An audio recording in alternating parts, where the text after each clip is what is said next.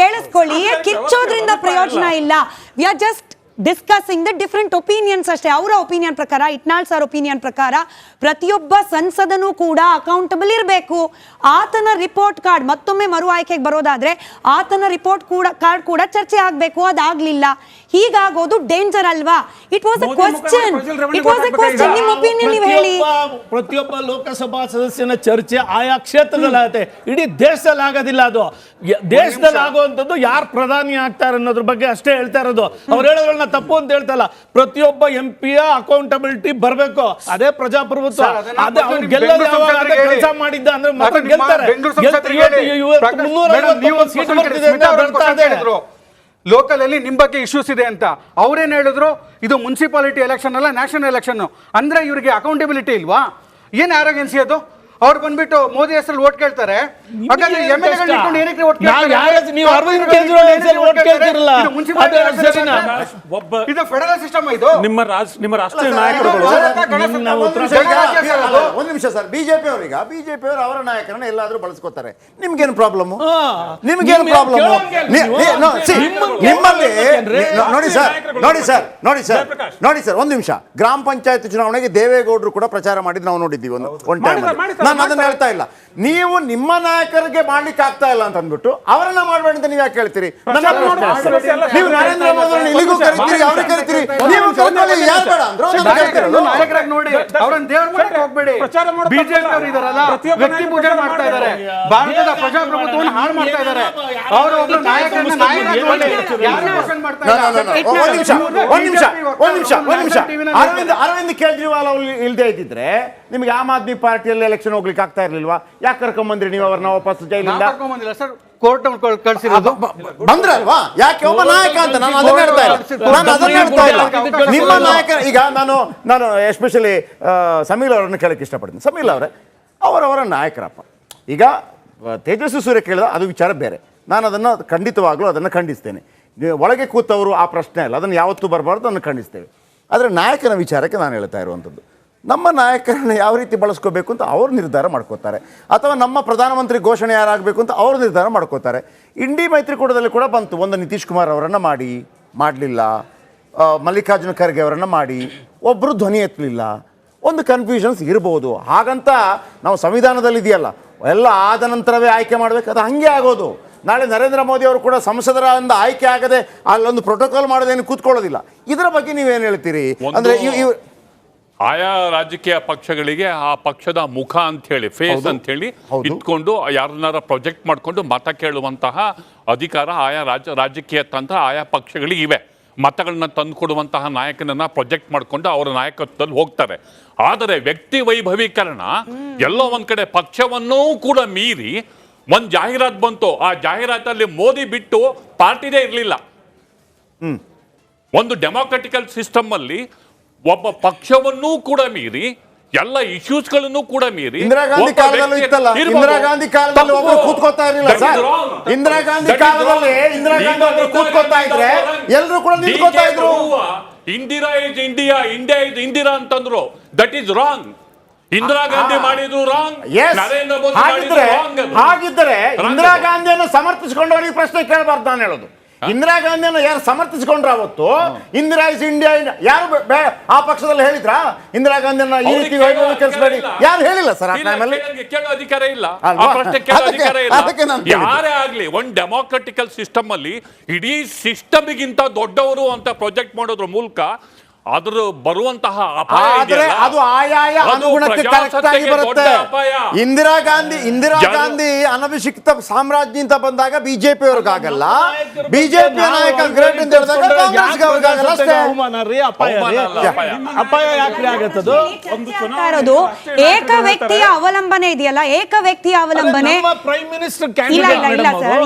ಪ್ರಶ್ನೆ ನೋಡಿ, for example ಇಂಡಿ ಮೈತ್ರಿಕೂಟದಲ್ಲೂ ಕೂಡ ಒಬ್ಬ ವ್ಯಕ್ತಿಯನ್ನ ನೀವು ಒಪ್ಕೊಳ್ತೀರಿ ಪ್ರಕಾಶ್ ಅವರೇ, ನೀವು ಒಪ್ಕೊಳ್ತೀರಿ, ಕೇಳಿಸ್ಕೊಳ್ಳಿ, ಇದನ್ನು ಕೇಳಿಸ್ಕೊಳ್ಳಿ, ನೀವು ಒಪ್ಕೊಳ್ತೀರಿ.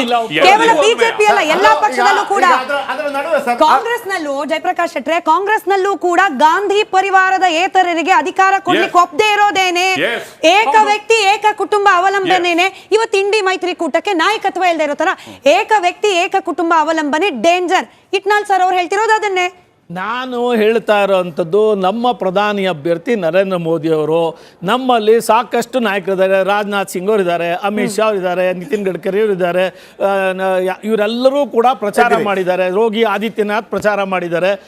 ಅದೆಲ್ಲ ಶಕ್ತಿಗಳು ಸೇರಿ ದೇಶಾದ್ಯಂತ ಒಂದು ವಾತಾವರಣ ಬಿಲ್ಡಪ್ ಆಗಿದೆ. 10 ವರ್ಷದ ನಮ್ಮ ಸಾಧನೆ ನಮಗೆ ಮುಖ್ಯ. ಒಂದು ನರೇಂದ್ರ ಮೋದಿ ಅವರ ಮುಖ, ಎರಡನೇದು ಅವರು ಆ 10 ವರ್ಷದಲ್ಲಿ ಮಾಡಿರುವಂತ ಸಾಧನೆ. ಈ ಎರಡನ್ನ ಮುಂದೆ ಇಟ್ಕೊಂಡು ನಾವು ಚುನಾವಣೆಯಲ್ಲಿ ಮತ ಕೇಳಿದ್ರೆ ಅದ್ಯಾಕೆ ಅಪಾಯ ಆಗುತ್ತೆ, ಅದ್ಯಾಕೆ ತಪ್ಪಾಗುತ್ತೆ? ಇಂಟ್ರೆಸ್ಟಿಂಗ್ ಪ್ರಶ್ನೆ ಇದೆ ನಿಮಗೆ. Since this is exit poll, one second, since this is exit poll, ಇದೇ ವಿಚಾರಕ್ಕೆ ಸಂಬಂಧಪಟ್ಟಂತೆ ನೀವು ನಿಮ್ಮ ಪ್ರಧಾನಿಗಳ ಬಗ್ಗೆ ಹೇಳಿದ್ರಿ, ಅವ್ರನ್ನ ಕರ್ಕೊಂಡ್ಬಂದು ತುಂಬಾ ರ್ಯಾಲಿಗಳು ಮಾಡಿದ್ರಿ, you have a great leader, no doubt about it. But ಈ ಎಕ್ಸಿಟ್ ಪೋಲ್ ಅಲ್ಲಿ ಒಂದು ಚಿಕ್ಕ ಪ್ರಶ್ನೆ ಸರ್, ಇದು ಕಲಬುರಗಿಯಲ್ಲಿ ಉಮೇಶ್ ಜಾಧವ್ ಸೋಲ್ತಾರ, ಅಷ್ಟು ಅವರ ರ್ಯಾಲಿಯನ್ನು ಪ್ರಧಾನಿಗಳು ಮೊದಲ ರ್ಯಾಲಿ ಕಲಬುರಗಿಯಲ್ಲಿ ಆರಂಭ ಮಾಡಿದ್ರು. ಎಕ್ಸಿಟ್ ಪೋಲ್ ಹೇಳುತ್ತೆ ಉಮೇಶ್ ಜಾಧವ್ ಸೋಲ್ತಾರೆ, ಕಲಬುರಗಿಯಲ್ಲಿ ಅವರ ಖರ್ಗೆ ಅವರ ಅಳಿಯ ಗೆಲ್ತಾರೆ ಅಂತ. ಖೂಬಾ ಸೋಲ್ತಾರೆ ಅಂತ ಹೇಳ್ತಾ ಇದೆ ಎಕ್ಸಿಟ್ ಪೋಲ್. ಏನ್ ಹೇಳಕ್ ಈಗ ಇದು ನೀವೇ ಹೇಳಿದ್ರಿ ಎಕ್ಸಿಟ್ ಪೋಲ್ ಅಂತ. It's not exact poll. ಈಗ ಇವತ್ತು ನಾಳೆ 4ನೇ ತಾರೀಕು ಅದು ಗೊತ್ತಾಗುತ್ತೆ. ಇವತ್ತು ಒಂದು ನಿಮ್ಮ ಎಕ್ಸಿಟ್ ಪೋಲ್ ಏನಿದೆ ನಾಡದ್ದು ಬರುವಂತ ಒಂದು ಫಲಿತಾಂಶಕ್ಕೆ ಒಂದು ಇಂಡಿಕೇಶನ್ ಕೊಡುತ್ತೆ. ಎಲೆಕ್ಷನ್ ಅಂದ್ಮೇಲೆ ಒಂದು ಸೋಲ್ತೀವಿ, ಒಂದು 4 ಗೆಲ್ತೀವಿ, ಹಾಗಂದ ತಕ್ಷಣ ಎಲ್ಲವೂ ಅದಕ್ಕೋಸ್ಕರ ಎಲ್ಲರೂ ಒಬ್ಬರು ತಲೆ ಕಟ್ಟಕ್ ಆಗೋದಿಲ್ಲ. ಅಲ್ಲಿ ಶುರು ಮಾಡಿದ್ದಾರೆ, ಅಲ್ಲೇ ಗೆಲ್ಬೇಕು ಅಂತ.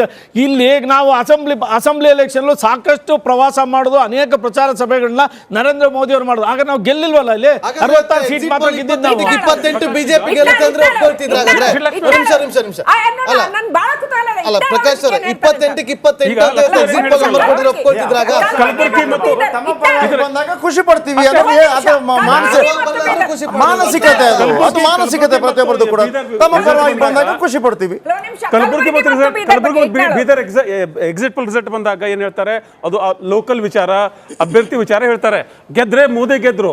ಇವರ ರಾಷ್ಟ್ರೀಯ ನಾಯಕರುಗಳು ಚುನಾವಣಾ ಕಾಲದಲ್ಲಿ ಹೇಳ್ತಾರೆ 543 ಕ್ಷೇತ್ರದಲ್ಲಿ ಮೋದಿ ನಿಂತಿದ್ದಾರೆ, ಮೋದಿಗೆ ಓಟು ಹಾಕಿ ಅಂತ. ಇದು ಪ್ರಜಾಪ್ರಭುತ್ವನಾ? ನಮ್ಮ ತಂತ್ರಗಾರಿಕೆ.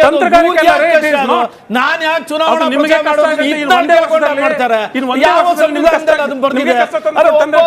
ಪಾರ್ಟಿಗೆ ಒಂದೊಂದು ತಂತ್ರಗಾರಿಕೆ ಇರುತ್ತೆ. ಇವರು ಅರವಿಂದ್ ಕೇಜ್ರಿವಾಲ್ ಬಿಟ್ಕೊಂಡು ಮುಂದೆ ಹೋಗ್ತಾರೆ, ಇವರು ರಾಹುಲ್ ಗಾಂಧಿ ಬಿಟ್ಕೊಂಡು ಹೋಗ್ತಾರೆ. ಬಾಧೆ ಪಡ್ಕೊಂತೀರಾ? ಅಲ್ಲ, ನೀವು ಬೇಜಾರು ಮಾಡ್ಕೋಬೇಡಿ, ನಮ್ಮ ಇಷ್ಟ ಅದು. ವ್ಯವಸ್ಥೆ ಹಾಕಿದೆ ಸಂವಿಧಾನದಲ್ಲಿ ಏನು ಬರ್ದಿಲ್ಲ, ನೀವು ಅದನ್ನೆಲ್ಲ ಸಂವಿಧಾನ ತಿರ್ಚಕ್ ಹೋಗ್ಬೇಡಿ ದಯಮಾಡಿ. ಬರ್ದಿದ್ಯಾ ಸ್ವಲ್ಪ ದಯವಿಟ್ಟು ತೋರಿಸ್ಬಿಡಿ ನಂಗೆ. ಏನ್ರಿ ಸಂವಿಧಾನದಲ್ಲಿ ನರೇಂದ್ರ ಮೋದಿ ಅವ್ರನ್ನೇ 500 ಕ್ಷೇತ್ರದಲ್ಲಿ ಅಭ್ಯರ್ಥಿ ಅದರ ಮಿಡ್ಲಲ್ಲಿ ನಂದೊಂದು ಪ್ರಶ್ನೆ, ಎಲ್ರಿಗೂ 5 ಜನರಿಗೆ ಒಂದು ಪ್ರಶ್ನೆ. ನರೇಂದ್ರ ಮೋದಿ ಅವರನ್ನು ದೇವರು ಅಂತ ಹೇಳಿದ ತಕ್ಷಣ ಜನಗಳು ಒಪ್ಕೊಂಡ್ಬಿಡ್ತಾರ? ಯಾರು ಒಪ್ಕೊಂಡ್ಬಿಡ್ತಾರ? ಜನರಿಗೆ ನಕಲಿಲ್ವಾ? ಈಗ ಒಂದು ನಿಮಿಷ, ನರೇಂದ್ರ ಮೋದಿ ಅವರನ್ನಾಗಲಿ ಇಂದಿರಾ ಗಾಂಧಿ ಅವರನ್ನ ಅನಭಿಷಿಕ್ತ ದೊರೆ ಅಂತ ಪ್ರೊಜೆಕ್ಟ್ ಮಾಡ್ಕೊಂಡ್ರೆ ನಿಮ್ಮ ಆತಂಕಗಳಿರೋದು ಮುಂದೆ ಏನಾಗುತ್ತೆ ಅಂತ. ಅದು ಅನುಭವಿಸ್ಲಿ, ಬೇಕಿದ್ರೆ ಬಿಜೆಪಿ ಕಾಂಗ್ರೆಸ್ ಅನುಭವಿಸಿದೆ, ಬಿಜೆಪಿ ಅನುಭವಿಸ್ಲಿ, ನೆಕ್ಸ್ಟ್ ಅನುಭವಿಸ್ಲಿ. ನಂಬರ್ಗಳು ನೋಡ್ತಾ ಇದ್ದೀರಿ. ಕರ್ನಾಟಕದ್ದು ಎಕ್ಸಿಟ್ ಪೋಲ್ ನ ಪ್ರಕಾರ, ಒಂದು ಸಮೀಕ್ಷೆಯ ಪ್ರಕಾರ 18ರಿಂದ 20, ಮತ್ತೊಂದರ ಪ್ರಕಾರ 22 ಬಿಜೆಪಿ ಹಾಗೆ ಜೆಡಿಎಸ್ ಸೇರಿ. ಅಶ್ವಿನ್ ಅವರು ಬಹಳ ದಿನಗಳಾಗಿತ್ತು ನೀವು ಪ್ಯಾನಲ್ ಬಂದು, ಆ ವಿಚಾರ ಕೆಣಕಕ್ಕೆ ಹೋಗೋದಿಲ್ಲ. ಬಟ್ ಮೈತ್ರಿ ಆಗಿದ್ದು ಬಿಜೆಪಿ ಜೊತೆಯಲ್ಲಿ ಜೆಡಿಎಸ್ಗೆ ಅಡ್ವಾಂಟೇಜ್ ಆಗ್ತಿದ್ಯಾ? ನಾನು ಬಿಜೆಪಿಗೆ ಅಡ್ವಾಂಟೇಜ್ ಆಗ್ತಿದ್ಯಾ ಇಲ್ವಾ ಕೇಳಕ್ ಹೋಗಲ್ಲ, ನಿಮಗೆ ಅಡ್ವಾಂಟೇಜ್ ಆಗ್ತಾ ಇದೆಯಾ ಈ ನಂಬರ್ಗಳನ್ನ ನೋಡಿದಾಗ? ಬಹುಶಃ 2 ಪಕ್ಷಗಳಿಗೂ ಅಡ್ವಾಂಟೇಜ್ ಇದೆ. ರಾಜಕೀಯ ಅಂದಾಗ ಎಲ್ಲಾ ತರದ್ದು ಲೆಕ್ಕಾಚಾರಗಳು ಅದು ಚುನಾವಣಾ ಸಂದರ್ಭದಲ್ಲಿ ಆಗುತ್ತೆ ಅಂತ ಹೇಳಿದ್ರು ಅವರು. ರಾಜಕೀಯ ಅನ್ನೋದೇ ಆ ವ್ಯವಸ್ಥೆನಲ್ಲಿ ಇರುತ್ತೆ. ಅದು ಚುನಾವಣೆ ಸಂದರ್ಭದಲ್ಲಿ ಯಾವಾಗ ಏನ್ ಬೇಕಾದ್ರೂ ಆಗುತ್ತೆ. ಕೆಲವು ಬಾರಿ ಸಿದ್ಧಾಂತಗಳ ಬಗ್ಗೆ ಚರ್ಚೆ ಮಾಡ್ತೀವಿ, ಸಿದ್ಧಾಂತಗಳು ವರ್ಕೌಟ್ ಆಗಲ್ಲ ಅಂದಾಗ ಈ ರಾಜಕೀಯದ ಸಾಧಕ ಬಾಧಕಗಳನ್ನ ನಾವು ಕ್ಯಾಲ್ಕುಲೇಷನ್ ಅದು ಎಲ್ರಿಗೂ ಗೊತ್ತಿದೆ. ಕಳೆದ 2 ಬಹಿರಂಗ ಸಮಾವೇಶದಲ್ಲಿ ಪ್ರಧಾನಮಂತ್ರಿ ಮೋದಿಯವ್ರ ಜೊತೆ ನಮ್ಮ ದೊಡ್ಡಗೌಡರು ಒಂದು ಅದ್ಭುತವಾದ ಭಾಷಣಗಳು ಮಾಡಿದ್ರು. ಕೆಲವು ಜನ BJP ಕಾರ್ಯಕರ್ತರು ಹೇಳಿದ್ರು, ನಾನು BJP ಕಾರ್ಯಕರ್ತನಾದರೂ ಇವತ್ತಿಗೂ ನಾನು ದೊಡ್ಡಗೌಡರು ಫ್ಯಾನ್ ಆದೆ. ಅವರ ಒಂದು ಮಾತನ್ನು ಕೇಳಿ ಆ ಮಾತುಗಳಲ್ಲಿ ಆ ಪ್ರೇರಣೆ ಇತ್ತಲ್ಲ, ಒಂದನ್ನು ಖುಷಿ ಆಯ್ತು ಅಂತ ಹೇಳಿದ್ರು. ಹಾಗೆ ಎಲ್ಲೋ ಒಂದು ಕಡೆ ಮಧ್ಯ ಕರ್ನಾಟಕ ಮತ್ತು ಈಗ ಕಲಬುರಗಿ ಬಗ್ಗೆ ಮಾತಾಡ್ತಿದ್ವಿ, ಅಲ್ಲಿ ನಮ್ಮದೇ ಆದಂಥ ಶಾಸಕರುಗಳು ಇದ್ದಾರೆ. ಖಂಡಿತವಾಗ್ಲೂ ಅಲ್ಲಿ ಏನಾದರೂ ಕಾಂಗ್ರೆಸ್ ಗೆಲ್ತಾರೆ ಅಂದರೆ ಮಾನ್ಯ ಸೀನಿಯರ್ ಖರ್ಗೆ ಅವರೇ ಬಂದು ಕಂಟೆಸ್ಟ್ ಮಾಡಿರೋರು, ಗೊತ್ತಿದೆ ಅಲ್ಲಿ BJP ಬಂದೇ ಬರುತ್ತೆ. ಆ ರೀತಿ ಯಾವುದೇ ರೀತಿ ಕಾನ್ಫಿಡೆಂಟ್ ಇಲ್ಲ ಸರ್ ಬಿಜೆಪಿ confident ಇಲ್ಲ, ಕಲಬುರಗಿ result ಗೋಸ್ಕರ ಕಾಯ್ತೀರಿ. ನಾನು ಹೇಳ್ತಿರೋದು ಈಗ ಏನು ಎಕ್ಸಿಟ್ ಪೋಲ್ ಅಲ್ಲಿ ಕಾಂಗ್ರೆಸ್ ಅಂತ ಕೊಟ್ಟಿದ್ದಾರೆ ಆಗೇನಾದ್ರೂ ಈಗ exit poll ಅಲ್ಲಿ ಕೋಲಾರ, ಮಂಡ್ಯ, ಹಾಸನ, ನಿಂತಿರೋರು ಕೋಲಾರ, ಮಂಡ್ಯ, ಹಾಸನ ಜೆಡಿಎಸ್ ಅಂತ ಕೊಟ್ಟಿದ್ದಾರೆ. ಖಂಡಿತ ಸರ್ ಇದಂದ್ರೆ ಇದು ಎಕ್ಸಾಕ್ಟ್ ಅಂತ ನೀವು ಒಪ್ಕೊಳ್ಳಲ್ಲ. ನನ್ನ ಎಕ್ಸಾಕ್ಟ್ ನೋಡಿ ಸರ್, ಕರ್ನಾಟಕದಲ್ಲಿ ಕಾಂಗ್ರೆಸ್ ಇಲ್ಲ ಸರ್. ಕಾಂಗ್ರೆಸ್ ಅವರು ದುಡ್ಡಲ್ಲಿ ಚುನಾವಣೆಗಳು ಮಾಡಬಹುದು ಅನ್ಕೊಂಡಿದ್ರು. ಕಾಂಗ್ರೆಸ್ ಇಲ್ಲ ಅಂದ್ರೆ ಸರ್ಕಾರ ನಡೆಸ್ತಾ ಇರೋದು ಕಾಂಗ್ರೆಸ್ ಅಲ್ವಾ ಈಗ? ಎಕ್ಸಿಟ್ ಪೋಲ್ ಅಲ್ಲಿ ಹಾಸನ, ಮಂಡ್ಯ, ಕೋಲಾರ ಜೆಡಿಎಸ್ ಕೊಟ್ಟಿದ್ದಾರೆ ಅಂತ ಹೇಳ್ತಿಲ್ಲ. ಇದೇ ನಿಮ್ಮ ಇದೇ ಮಾಧ್ಯಮದ ಇದೇ ವೇದಿಕೆನಲ್ಲಿ ಹಲವಾರು ಬಾರಿ ಚರ್ಚೆ ಮಾಡಿದ್ದೀವಿ, ಅದನ್ನ ಒಪ್ಕೊಳ್ಳಲ್ಲ, ಅವಾಗ್ಲೂ ಇದನ್ನ ಹೇಳಿದ್ದೀವಿ. ಒಪ್ಕೊಳ್ತೀರಿ. ಅಂದ್ರೆ ಸರ್ ನಾನು ಹೇಳ್ತೀನಿ ಹೇಳ್ತಿರೋದು ನೀವೇ ಔಟ್ ಆಫ್ 3 ಅಶ್ವಿನ್ ಅವರೇ ನೀವು ಒಪ್ತೀರಿ ಈ 3 ಕ್ಷೇತ್ರಗಳ ಪೈಕಿ 2ಅನ್ನಂತೂ ಗೆಲ್ಲುವಂತಹ ಸಾಮರ್ಥ್ಯ ಇತ್ತು.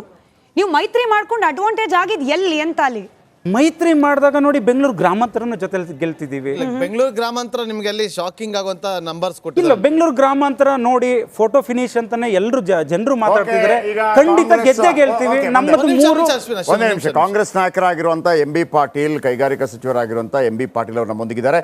ಎಂ ಬಿ ಪಾಟೀಲ್ ಅವರೇ ನಮಸ್ಕಾರ. ಒಂದು ರೀತಿಯಲ್ಲಿ ರಿಯಾಕ್ಷನ್ಸ್ಗಳು ಬರ್ತಾ ಇದೆ ಎಕ್ಸಿಟ್ ಪೋಲ್ನದ್ದು. ನಿಮ್ಮ ಪ್ರಥಮ ಪ್ರತಿಕ್ರಿಯೆ ಏನು ಸರ್ ಇದಕ್ಕೆ?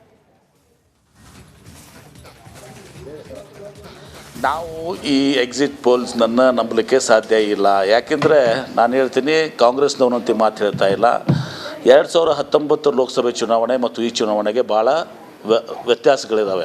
19ರಲ್ಲಿ ಪುಲ್ವಾಮಾ ಆಯಿತು, ಬಾಲಾಕೋಟ್ ಆಯಿತು. ರಾಷ್ಟ್ರೀಯತೆ ಭಾವನೆಯಿಂದ ಇವತ್ತು BJPಯವರು ಅಷ್ಟು ಒಂದು ಕ್ಲೀನ್ ಸ್ವೀಪನ್ನು ಮಾಡಿದರು.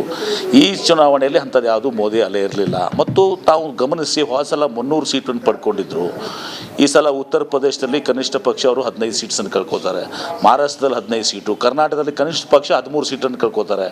ರಾಜಸ್ಥಾನದಲ್ಲಿ ಕನಿಷ್ಠ ಪಕ್ಷ ಒಂದು 10 ಸೀಟನ್ನು ಕಳ್ಕೊತಾರೆ. ಹೀಗೆಲ್ಲ ಮಾಡಿದರೆ ಒಂದು 70 ಸೀಟ್ಗಳನ್ನ ಕಡಿಮೆ ಪಡ್ಕೋತಾರೆ. ಹೀಗಿದ್ದಾಗ BJP 240 ದಾಟೋದಿಲ್ಲ ಅಂಥ ಸಂದರ್ಭದಲ್ಲಿ ಇವತ್ತು ಈ ಏನು ಸಮೀಕ್ಷೆಗಳಿದ್ದಾವೆ ಇದು ಸತ್ಯಾಂಶ ವಾಸ್ತವ ಸಂಗತಿಗಿಂತ ಗ್ರೌಂಡ್ ರಿಯಾಲಿಟಿಗಿಂತ ಭಾಳ ದೂರ ಆಗಿದ್ದಾವೆ. ಈಗಾಗಲೇ ಮಲ್ಲಿಕಾರ್ಜುನ್ ಖರ್ಗೆ ಅವರು ಇವತ್ತು ಎಲ್ಲ ಅಲಯನ್ಸ್ ಪಾರ್ಟ್ನರ್ಸ್, ಇಂಡಿಯಾ ಅಲಯನ್ಸ್ ಜೊತೆ ಮಾತನಾಡಿ ಎಲ್ಲರೂ ಕೂಡ ಅವರು ಕೂಡ ಒಂದು ಅಂದಾಜನ್ನು ಪಡ್ಕೊಂಡಿದ್ದಾರೆ. ಕಾಂಗ್ರೆಸ್ಸು ಸುಮಾರು 295 ಸೀಟ್ಗಳನ್ನ ನಾವು ಪಡ್ಕೊಳ್ತೀವಿ ಅಂತೇಳಿ. ಹೀಗಿದ್ದಾಗ ನಾನು ಯಾರ ಜೊತೆ ಮಾತಾಡ್ತಾ ಇಲ್ಲ, ನಾನು ಓನ್ಲಿ ಚಾನಲ್ ಅವರು ಮಾತಾಡ್ತಾ ಇದ್ದೀನಿ, ನಾನು ಡಿಬೇಟಲ್ಲಿ ಭಾಗವಹಿಸ್ತಾ ಇಲ್ಲ. ಹಲೋ, ನಾನು ಚಾನಲ್ದವ್ರ ಅಷ್ಟೇ ಮಾತನಾಡ್ತಾ ಇದ್ದೀನಿ. ನಾನು ಸಮಯಕ್ಕೆ ಇಲ್ಲಿ ನಾನು ಯಾರ ಜೊತೆನೂ ಕೂಡ MP ಪಾಟೀಲ್ ಅವರೇ ಹೇಳಿ MP ಪಾಟೀಲ್ ಅವರೇ ವಾಸ್ತವಾಂಶಕ್ಕೆ ದೂರ ಅಂತ ನೀವು ಹೇಳೋದಾದ್ರೆ ಕಾಂಗ್ರೆಸ್ ಕಳೆದ ಬಾರಿಗಿಂತ ಹೆಚ್ಚು ಸ್ಥಾನಗಳನ್ನ ಗೆಲ್ಲುತ್ತೆ ಅಂತ ಹೇಳ್ತಾ ಇದ್ದಾರೆ. ಲಾಸ್ಟ್ ಟೈಮ್ 1 ಗೆದ್ದಿದ್ರಿ, ಈ ಸಾರಿ 6 ಗೆಲ್ತೀರಿ ಅಂತ ಹೇಳ್ತಾ ಇದ್ದಾರೆ, ಕನಿಷ್ಠ 6. ಸೊ ಅದು ಸುಳ್ಳು ಅಂತೀರಾ ನೀವು? ನಾವು ಕನಿಷ್ಠ ನಿಶ್ಚಿತವಾಗಿ ಸುಳ್ಳು. ಕಾಂಗ್ರೆಸ್ಸು ಕನಿಷ್ಠ ಪಕ್ಷ 14ರಿಂದ 20 ಸೀಟನ್ನು ಪಡ್ಕೋತೀವಿ. ಹೀಗಾಗಿ ಅದು ವಾಸ್ತವದಿಂದ ದೂರ ಇದೆ. ಓಕೆ, ಈಗ ಸ್ಪಷ್ಟವಾಗಿ ಬಸವರಾಜ ಬೊಮ್ಮಾಯಿ ಅವರು ಕೂಡ ಜಾಯ್ನ್ ಆಗಿದ್ದಾರೆ, ಮಾಜಿ ಮುಖ್ಯಮಂತ್ರಿಗಳು. ಎಂ ಬಿ ಪಾಟೀಲ್ ಅವರೇ, ನಿಮ್ಮ ಜೊತೆ ಕೂಡ ಮಾತಾಡ್ತೀನಿ. ಬಸವರಾಜ ಬೊಮ್ಮಾಯಿ ಅವರು ಕೂಡ ಜಾಯ್ನ್ ಆಗಿದ್ದಾರೆ. ಬಸವರಾಜ ಬೊಮ್ಮಾಯಿ ಅವರೇ, ಒಂದನೇದಾಗಿ ನಿಮ್ಮ ಕ್ಷೇತ್ರದಲ್ಲೂ ಕೂಡ ನೀವು ವಿಜಯ ಪತಾಕೆ ಹಾರಿಸಿದ್ದೀರಿ ಅನ್ನುವಂಥದ್ದು ಮಾಹಿತಿಗಳು ಬರ್ತಾ ಇದೆ. ಆದರೆ ಕಳೆದ ಬಾರಿಗೆ ಹೋಲಿಸಿದರೆ 25 ಸೀಟು ಕಡಿಮೆ ಆಗ್ತಾ ಇದೆ ಅಂತೇಳಿ. ಆದರೆ ದೇಶದ ಮಟ್ಟಕ್ಕೆ ನೋಡಿದಾಗ ಯಥಾಸ್ಥಿತಿಯನ್ನು ಕಾಯ್ದುಕೊಂಡಿದೆ BJP. ಆದರೆ ಕರ್ನಾಟಕದಲ್ಲಿ ಕಡಿಮೆ ಆಗಿದೆ. ನಿಮ್ಮ ರಿಯಾಕ್ಷನ್? ಇಲ್ಲ, ಕಳೆದ ಬಾರಿಗಿಂತ ಒಂದು 2-3 ಸೀಟುಗಳು ಕಮ್ಮಿ ಆಗ್ತದೆ ಪ್ರಾರಂಭದಿಂದ ನಾವು ಹೇಳ್ತಾ ಇದ್ದೀವಿ. ಅದು ನಮ್ಮ ಲೋಕಲ್ ಸ್ವಲ್ಪ ಆ್ಯಂಟಿ ಇನ್ಕಂಬೆನ್ಸಿ ಇರೋದು ಕಾರಣದಿಂದ 1-2 ಸೀಟುಗಳು ಕಮ್ಮಿ ಆಗ್ಬೋದು, 2ಕ್ಕಿಂತ ಜಾಸ್ತಿ ಏನು ಕಮ್ಮಿ ಆಗಲ್ಲ. ಆದರೆ ಇವತ್ತು ವಿಧಾನಸಭೆಯ ಚುನಾವಣೆ ಹೋಲಿಕೆ ಮಾಡಿದಾಗ ಮತ್ತೆ BJP ಜನ ಆಯ್ಕೆ ಮಾಡ್ತಾ ಇದ್ದಾರೆ. ಜನರ ಮನದಲ್ಲಿ ಮತ್ತೆ BJP ಮೇಲೆ ವಿಶ್ವಾಸ ಬಂದಿದೆ ಅನ್ನೋದು ಭಾಳ ಈ ಚುನಾವಣೆಯಲ್ಲಿ ಭಾಳ ಸ್ಪಷ್ಟವಾಗಿದೆ. ಮತ್ತು ಕರ್ನಾಟಕದಲ್ಲಿ ಮತ್ತೊಮ್ಮೆ ನರೇಂದ್ರ ಮೋದಿಯವರ ಒಂದು 3ನೇ ಬಾರಿ ಪ್ರಧಾನಮಂತ್ರಿಗಳಿಗೆ ತಮ್ಮ ಬೆಂಬಲದ ಮುದ್ರೆಯನ್ನು ಒತ್ತಿದ್ದಾರೆ ಅನ್ನೋಂಥದ್ದು ಭಾಳ ಸ್ಪಷ್ಟವಾಗಿದೆ. ಹೇಗಿತ್ತು ಬಸವರಾಜ ಬೊಮ್ಮಾಯಿ ನೋಡಿ? ಪ್ರಮುಖವಾಗಿ ಬಸವರಾಜ ಬೊಮ್ಮಾಯಿರೊಬ್ಬರು ಮಾಜಿ CM ಆಗಿದ್ದಂಥವ್ರು. ಹಾವೇರಿ ಬೇರೆ ತುಂಬ ಜನ ಆಕಾಂಕ್ಷಿಗಳಿದ್ರು ನಿಮ್ಮದೇ ಪಕ್ಷದಲ್ಲಿ. ಆದರೆ ಇಲ್ಲಿ ಬಂಡಾಯದ ಬಿಸಿ ಅಂತೂ ತಟ್ಟಲಿಲ್ಲ ನಿಮಗೆ. ಆದರೆ ನಿಮ್ಮ ಪ್ರತಿಸ್ಪರ್ಧೆಯಾಗಿ ನಿಂತಂಥವ್ರು ಕೂಡ ಅಷ್ಟು ದೊಡ್ಡ ಮಟ್ಟದಲ್ಲಿ ಪ್ರಚಾರವನ್ನು ಕೂಡ ಮಾಡಲಿಲ್ಲ. ಇದೆಲ್ಲವೂ ಕೂಡ ನಿಮಗೆ ಪ್ಲಸ್ ಪಾಯಿಂಟ್ ಆಯಿತಾ? ಇಲ್ಲ ನೋಡಿ, ಮೊದಲನೇದಾಗಿ ನನಗೆ ಬಂಡಾಯ ಇರಲಿಲ್ಲ, ಬಿಸಿ ತಟ್ಟೋ ಪ್ರಶ್ನೆನೇ ಇಲ್ಲ. ಅಲ್ಲ, ಗಡ್ಡದೇವರ ಮಠ ಯಾರು ಅಂತಾನೆ ಎಷ್ಟೋ ಜನ ಗೊತ್ತಿರಲಿಲ್ಲ. ಇಲ್ಲ ಗಡ್ಡದೇವರ ಮಠರು ಅವ್ರ ತಂದೆಯವರು 2 ಬಾರಿ ಶಾಸಕರಿದ್ದವರು. ನಾನು ಈ ಪ್ರಶ್ನೆಗೆ ಈಗಾಗಲೇ ಉತ್ತರ ಕೊಟ್ಟಿದ್ದೇನೆ. ನಾನು ವ್ಯಕ್ತಿಯ ಜೊತೆಗೆ ಸ್ಪರ್ಧೆ ಅಲ್ಲ, ಇಲ್ಲಿ ಕಾಂಗ್ರೆಸ್ ಆಡಳಿತ ಪಕ್ಷ ಕಾಂಗ್ರೆಸ್ಸಿನ ಜೊತೆಗೆ ಸ್ಪರ್ಧೆ. ಮತ್ತು 8ರಲ್ಲಿ 7 ಶಾಸಕರಿದ್ದರು, ಕಾಂಗ್ರೆಸ್ಸಿನ ಶಾಸಕರಿದ್ದರು 8 ಕ್ಷೇತ್ರಗಳಲ್ಲಿ. ಹೀಗಾಗಿ ಅವ್ರದ್ದೇ ಆದಂಥ